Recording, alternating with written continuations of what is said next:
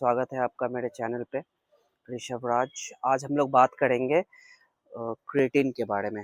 Creatine एक ऐसा supplement है जिस पे बहुत ज़्यादा स्टडी हो रखी है। ये बहुत लोगों को काफ़ी मतलब पुराने लोगों को ऐसा लगता है, घर में पेरेंट्स को लगता है कि वो जो क्रेटीन है वो एज अ ड्रग है। वो शायद ऐसा आपने मीम्स देखा होगा रील्स के थ्रू।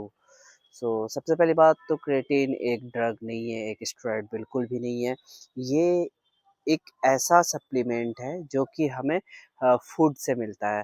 फॉर एग्जांपल चिकन में क्रेटीन होती है, दूध में क्रेटीन होती है, काफ़ी सारे फूड प्रोडक्ट में होती है क्रेटीन।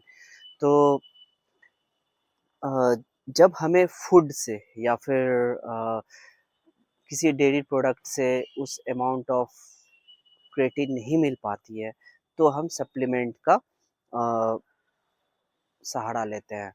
तो फॉर एग्ज़ाम्पल मान के चलो कि अगर आपको एक पार्टिकुलर अमाउंट ऑफ क्रेटीन लेनी होगी, तो आपको उसके लिए बहुत ज़्यादा खाना खाना पड़ेगा। सो बहुत लोग क्या करते हैं कि सप्लीमेंट का हेल्प लेते हैं। तो आज हम लोग जानेंगे इसी के बारे में कि क्रेटीन होता क्या है और इससे हमारे बॉडी पे क्या फ़ायदा मिलता है। तो सब तो क्रेटीन जब आप कंज़्यूम करते हो तो आपके मन में ये क्वेश्चन आता होगा कि ये वेट गेन करने के लिए है या फिर फैट लॉस करने के लिए है। तो एक्चुअली में ये आपको दोनों अ, सूरत में हेल्प करता है, चाहे वो आप वेट लॉस कर रहे हो या फिर वेट गेन कर रहे हो। तो क्योंकि क्रेटीन क्या है, हमारे बॉडी को एनर्जी देता है। जैसे कि फॉर एग्ज़ाम्पल मैं एक चीज़ आपको रिवाइज़ करवाना चाहूँगा कि फॉर एग्ज़ाम्पल आप जो है स्कूल में पढ़े होंगे क्लास 9th में कि जब भी हमारे बॉडी को एनर्जी की ज़रूरत होती है तो माइटोकॉन्ड्रिया हमारे सेल का एक पार्ट है जो कि एनर्जी को प्रोड्यूस करता है। तो उस एनर्जी को हम लोग कहते हैं एटीपी, जिसका मतलब होता है एडिनोसिन ट्राइफॉस्फेट। तो जब भी हम एक्सरसाइज करते हैं तो वो एटीपी यानी जो एनर्जी है एडिनोसिन ट्राइफॉस्फेट वो टूट जाता है, ब्रेक डाउन हो जाता है, वो टूटकर एडिनोसिन डाइफॉस्फेट बन जाता है। उसे वापस रिकवर करने के लिए हम क्रेटीन लेते हैं ताकि वो एडिनोसिन डाइफॉस्फेट फिर से ट्राइफॉस्फेट में कन्वर्ट हो जाए, यानी कि फॉर ओवरऑल हमारी एनर्जी को मेंटेन रखने के लिए हम क्रेटीन को लेते हैं। तो आप चाहे फैट लॉस कर रहे हो या फिर मसल गेन कर रहे हो, एनर्जी दोनों के लिए ही चाहिए होती है और वो एनर्जी आपको क्रेटीन देती है। फॉर एग्जांपल आप एक्सरसाइज करके आए हो, आप वे प्रोटीन ले रहे हो या फिर घर पे आके चिकन अंडे खा रहे हो, तो आप प्रोटीन दे रहे हो बट जो सेल रिपेयर करने के लिए जो एनर्जी चाहिए होती है वो एक्सटर्नल हेल्प करता है आपको क्रेटीन। अ, ये आपको हो गया मसल बिल्डिंग में। और फैट लॉस में क्या है कि फैट लॉस में जब आप काफ़ी ज़्यादा कैलोरी डेफिसिट में होते हो तो थोड़ी सी एनर्जी हमें कम लगती है। तो उस एनर्जी को मेंटेन करने में ताकि आप अपने बाकी के काम में दिमाग लगा सकें, जैसे फॉर एग्जांपल स्टडी हो गया, ऑफिस वर्क हो गया, तो उसमें भी आपको हेल्प करती है क्योंकि आप फैट लॉस में जो है कैलोरी डेफिसिट में हो तो आपकी बॉडी उतनी मतलब कि आप जितना एनर्जी कंज्यूम करते हो उससे ज़्यादा आप जिम में जाके बर्न आउट करते हो। तो तो वेट उठाने के लिए जो आपको एनर्जी चाहिए होगी वो भी आपको क्रेटीन प्रोवाइड करती है। क्रेटीन जो है वो आपके मसल को फुलनेस फ़ील देती है। कैसे? जैसे कि फॉर एग्ज़ाम्पल 2 सेल के बीच की जो गैप होती है उसे हम इंट्रासेल्युलर स्पेस कहते हैं। तो वो उस इंट्रासेल्युलर स्पेस यानी 2 सेल यानी फॉर एग्ज़ाम्पल मसल के बीच में वो जाके पानी को होल्ड करके रखता है जिससे कि आपकी मसल बड़ी बड़ी लगती है। तो ये भी है कि वो आपके बॉडी में एक फुलनेस, एक भरा पूरा शरीर तैयार करके देती है आपको। तो क्रेटीन जो है वो ज़रूर अपने डाइट में ऐड करें। कितना लेना चाहिए क्रेटीन? बिगिनर है तो आप अ,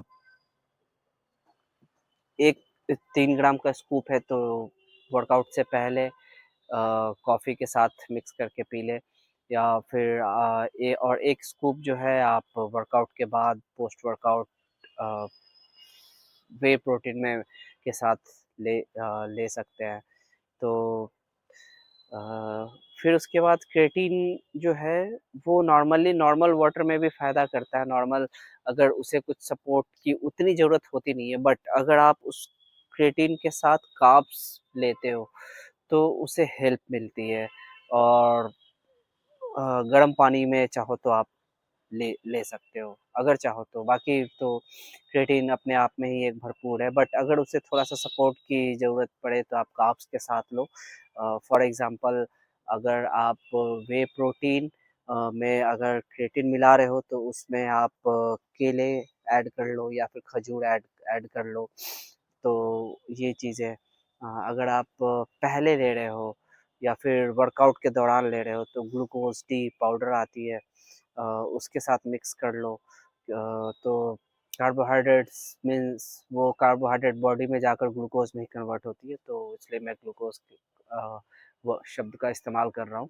तो अ, या फिर अगर आप for example pre workout meal में अगर आप ओट्स खा रहे हो या फिर रोटी केले के साथ रोटी केला खा लिया आपने प्री वर्कआउट के तौर पे, उसके बाद आप क्रेटिन क्रेटिन ले लो, तो वो आपको हेल्प करेगी। सो आज के लिए बस इतना ही। बाकी वीडियो अगर अच्छा लगा तो लाइक शेयर सब्सक्राइब ज़रूर करें।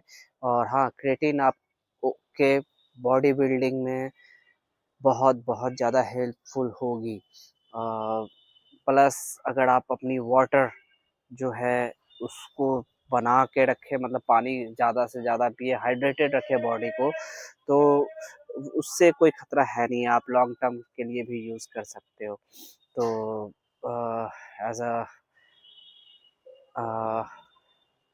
एज़ अ डेली जिम गोअर मैं आपको यही सजेस्ट करूँगा कि आप क्रिएटिन ज़रूर लें और डरे नहीं, और अपनी वर्कआउट कंसिस्टेंसी के साथ करें।